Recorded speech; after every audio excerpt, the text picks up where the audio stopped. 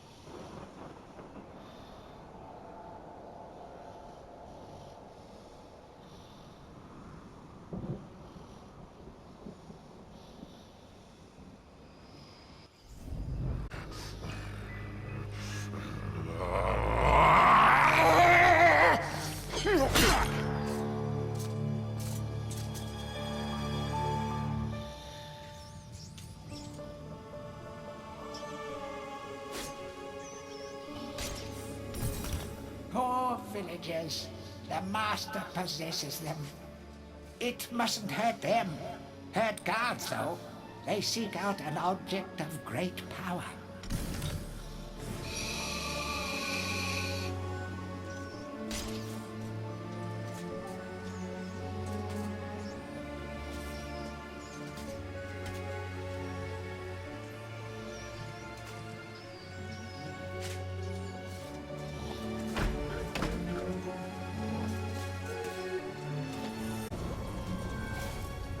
Blacksmith's Monthly. Old man Willie Green of Gallowstown was awarded Smithy of the Season by our readers. His outstanding casts have produced many intricate and hard-wearing iron goods and sculptures. Willie only uses the finest of metals in his work, and is particularly noted for his magnificent busts.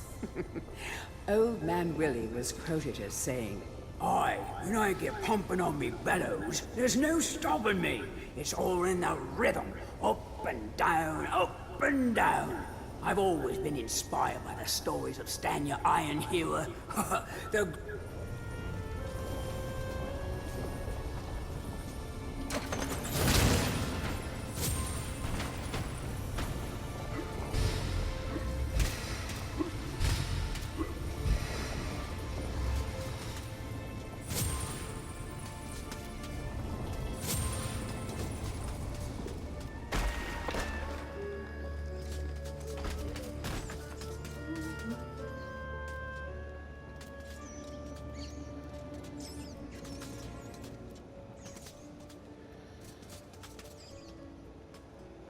A crucifix once stood here, but the mayor took it. Find a replacement and see how the church should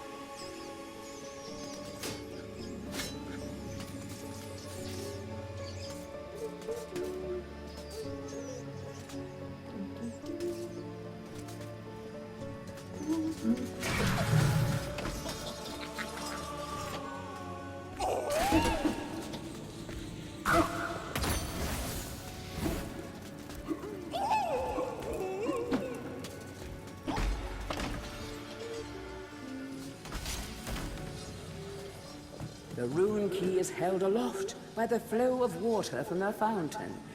You may have to wait for the next drought.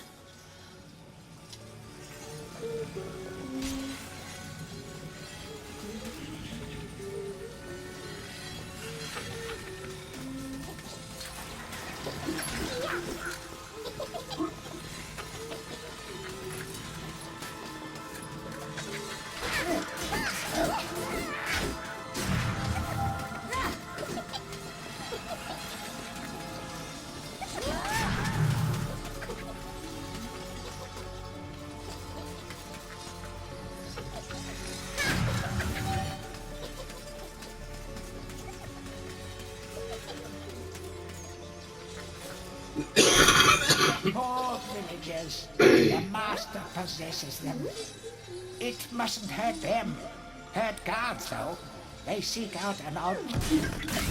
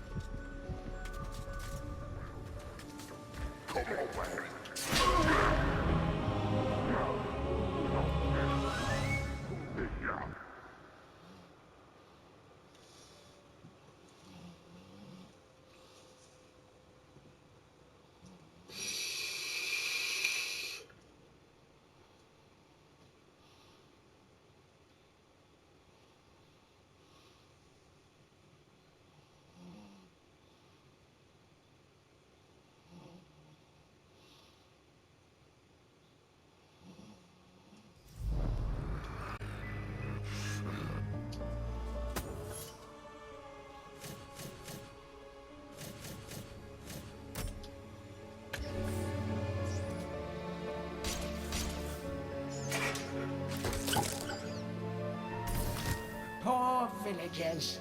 The Master possesses them. It mustn't hurt them. Hurt guards, though. They seek out an object of great power.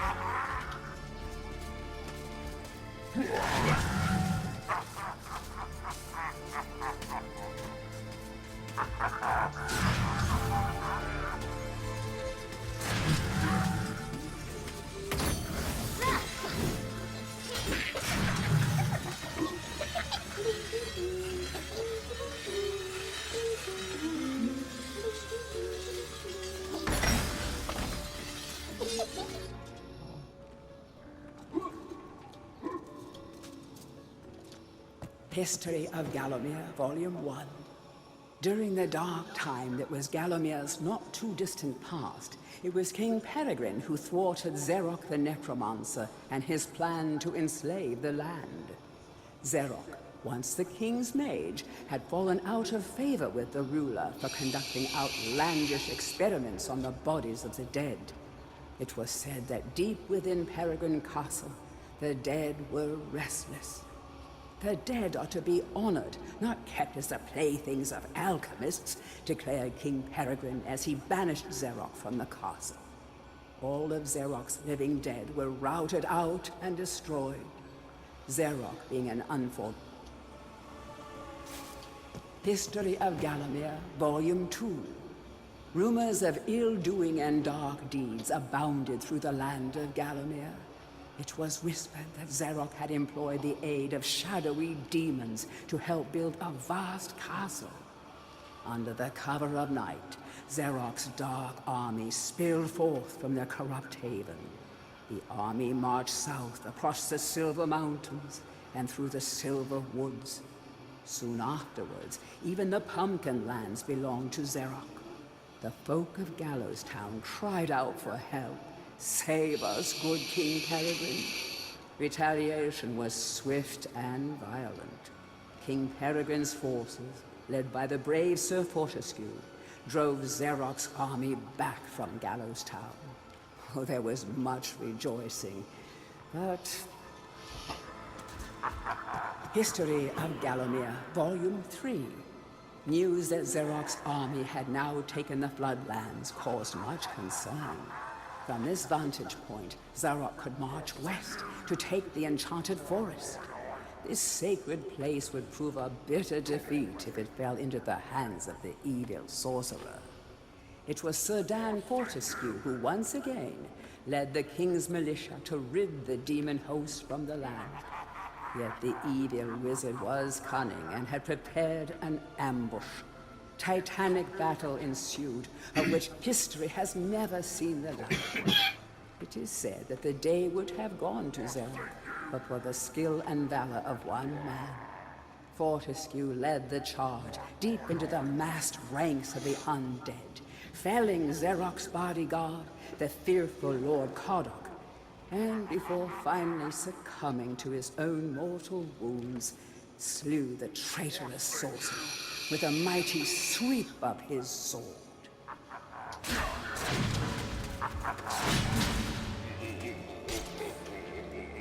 History of Gallowmere, Volume 4. The forces of evil were destroyed, but at a terrible price. None but a handful of the king's militia returned from that field. Gallowmere lost a whole generation of young men that day, including Canny Tim, the legendary crossbowman, and Fortescue's second-in-command, who fell in the first volley of arrows. Xeroc's body was never found, though if it lies unmourned in an unmarked grave, then no one in Gallowmere would shed a tear. The shadow demons that had fallen under Xeroc's banner were unnatural creatures that did not belong in the world of mortal men. The king declared that they be banished, entombed under the pure earth of the enchanted earth. Imprisoned within an impregnable box of the king's design, the demons were buried deep underground. Their tomb was sealed with a magical device that has since come to be known as the Shadow of... Tourist's Guide to Gallowmere, Part 1. The land of Gallowmere is a wondrous land of breathtaking sights and adventure. If it's beauty you are looking for, be sure to check out the sights of the Enchanted Forest. Scale the heights and see the nests of giant dragon birds. seek out weird and wonderful plant life, go ooh and ah at the sight of baby dragon toads splashing about in the crystal clear ponds. Why not take a walk through the Pumpkin Valley? Pumpkin is Gallowmere's favorite dish, and about now the valley is just bulging under the weight of young podlings. Tourist Guide to Gallowmere, Part 2. If it's mystery you're looking for, then the seasoned adventurer should travel to the ruins of King Peregrine's castle. Yes, this is the fortress from which the fabled King Peregrine once hailed. It is said that the king's crown was lost in the dungeons below the castle, and that the ghost of the regent himself now haunts these cold stone passageways. Spooky. Why not take the swamps and seek out the mythical town of Mellowmead? This place was once said to be a place of fantastical arcane alchemy, but an age has passed since it was consumed by the murky swamps. Perhaps great treasure awaits. Heroes from History, a retrospective. Chapter 1. In addition to being the strongest man who ever lived, Stanyer Ironhewer was unsurpassed in his skill as a blacksmith. He was equally happy pounding on his anvil at home as he was pounding on someone's head in battle.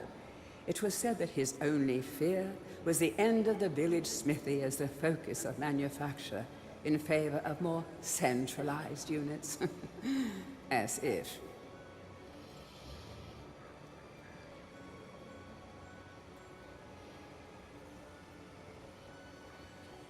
Chapter 2. Born a humble peasant to one of the nomadic tribes from the Eastlands, Bloodmanoth Skullcleaver gathered an army of horsemen and swept over half the civilized world. When he finally died, attempting a single-handed attack on a garrison in the north while armed only with a spike on his helmet, he was the richest and most powerful peasant of his day.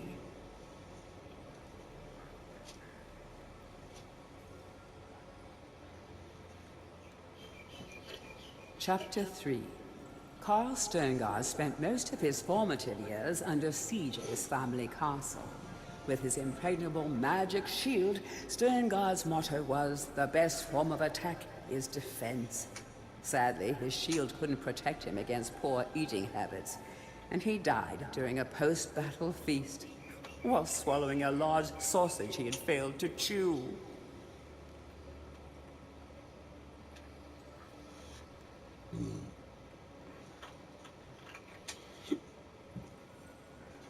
Chapter 4.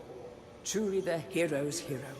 Woden the Mighty was fearless, single-minded, and uncompromising. Unbeaten in combat, he inspired raw fear in friends and enemies alike, not to mention in close family members and pets. Chapter 5. Trained from birth in all forms of combat, Imanzi Shongama was the warrior queen of a tribe of Amazons. The bold and the beautiful Shongama banished all males from her territory, except the handful she kept on to mow the lawns of her people. Chapter 6. A full-time mother and homemaker, Megwin Stormbinder had to defend her settlement from barbarian raiders while the menfolk were away on a hunting trip. She fought off repeated attacks, armed only with a pitchfork and a rolling pin, and with one arm holding her baby. Legend has it that the gods, impressed by her indomitable courage, intervened and added thunderbolts to her arsenal. She won the battle with a couple of bolts to spare on her husband when he finally returned.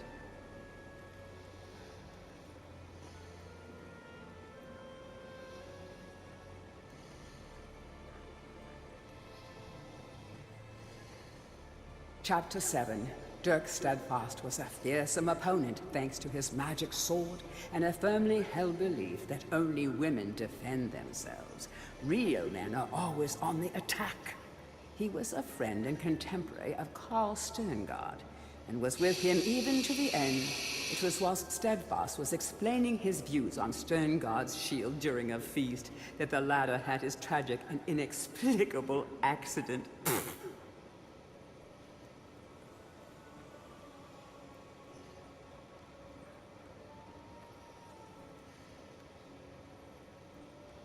Chapter 8. Descended from the finest centaur bloodstock, Ravenhooves the Archer was the last prince of his people. A proud and haughty aristocrat, he was an accomplished hunter, sportsman, duelist, playboy, raconteur, and 3 times Derby winner.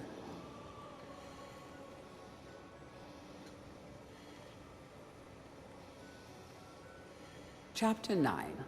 Captain of the militia in the time of King Peregrine, Sir Daniel Fortescue found fame when he killed a renegade wizard, Xerok. A career soldier raised in the royal household, he was adored by the men under his command, and renowned for his loyalty to Galamir.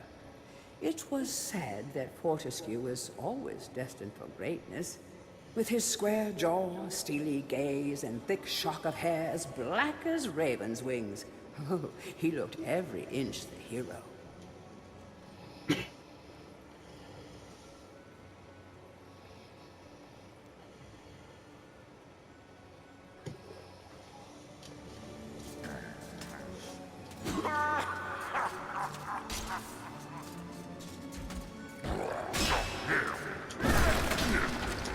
To whom it may concern, I must make haste, for Xerok's men will be here within the hour.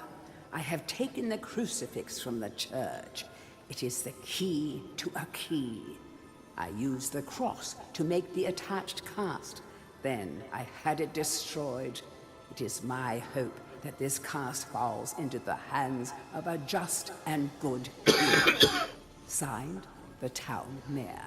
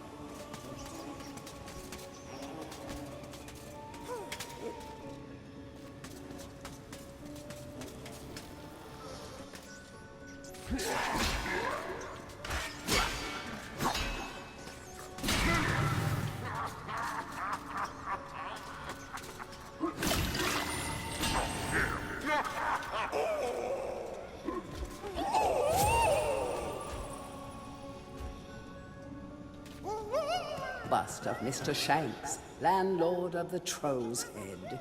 To clean the statue, lower the pedestal.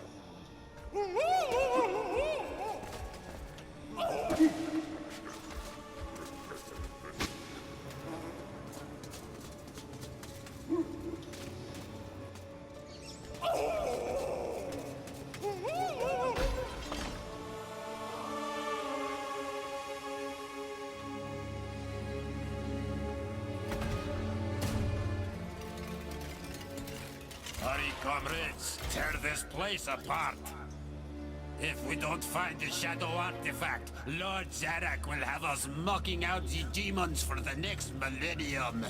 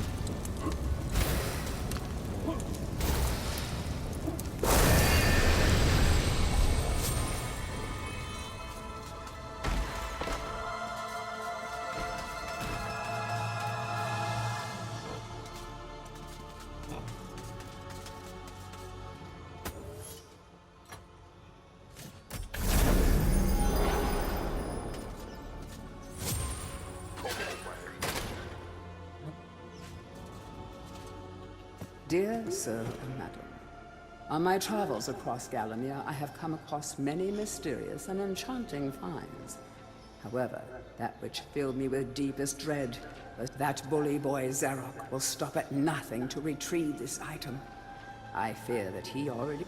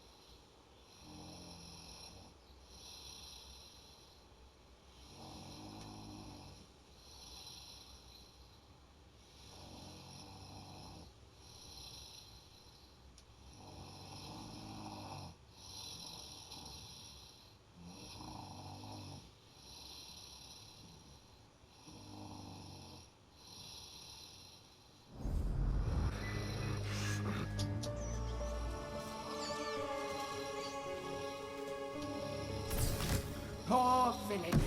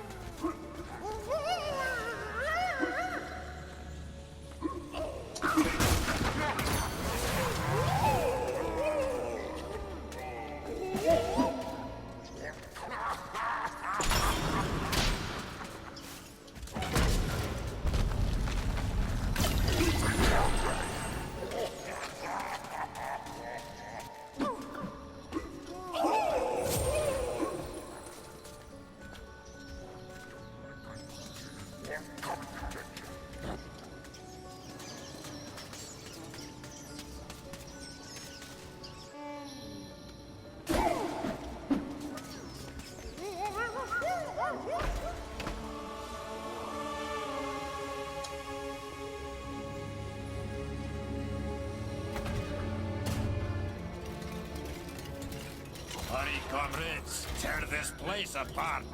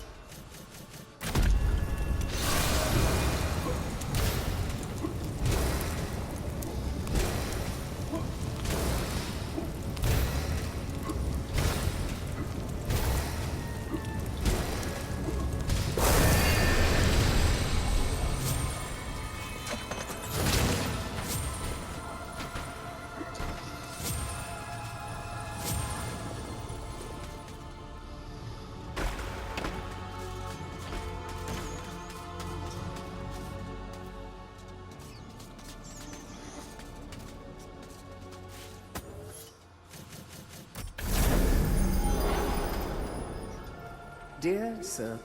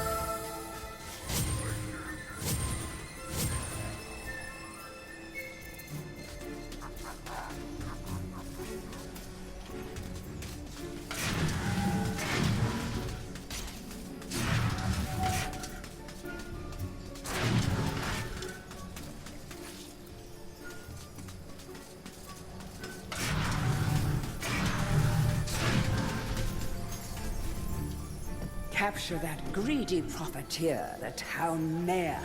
Take him to the asylum dungeons. Give the fat boy a good going over. Locate the shadow artifact.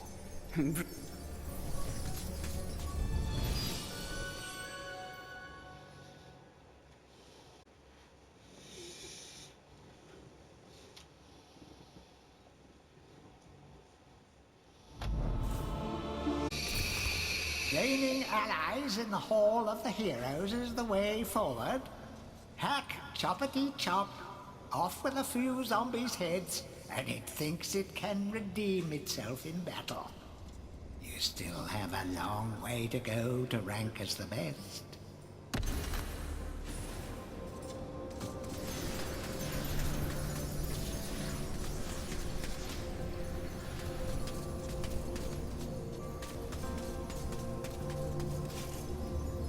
By God, Fortescue, you must be the luckiest corpse ever to walk the face of the earth.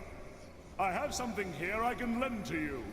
Take it or leave it, but remember, I'm only doing this for the sake of Gallomir's doomed population, and not for you, you gangly buffoon!